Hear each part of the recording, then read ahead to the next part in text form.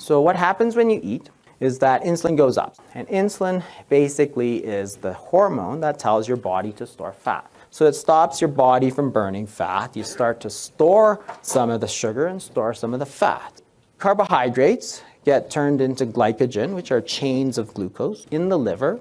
It's basically a storage form of sugar. And when you have too much of that, then your liver produces lipids, and it basically stores fat.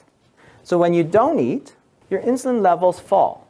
And that's a signal to start pulling some of that energy out. So you're going to start by pulling some energy out from the glycogen, and you're going to pull some energy out of the stored fat. So you can think of it, the glycogen, like a refrigerator. So you can put food in easily. You can take food out easily, right? It's just food energy. And the fat is more like your freezer. You can store more of it, but it's in your basement. It's hard to get to. And it's the same idea. You have two storage forms of energy. The refrigerator, though, has a limited capacity. So if you have too much stuff, you have no choice but to put it in your freezer.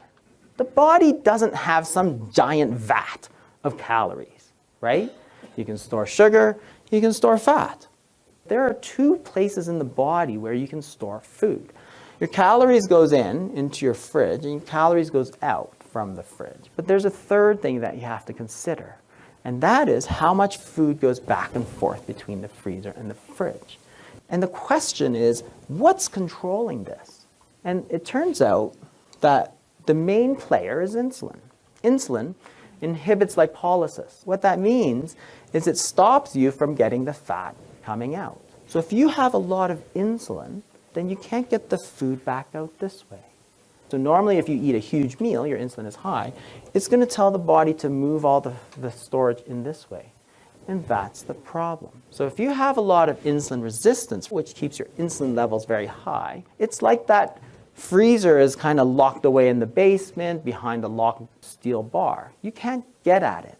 So what happens now when you start reducing your calories? If you start reducing your calories in, what your body is simply going to do is reduce the calories out. That's what it does. Because it's not going to keep losing weight until you die. That's just ridiculous. If you're not affecting the insulin, you can't get at that fat. You're just going to reduce your calories out.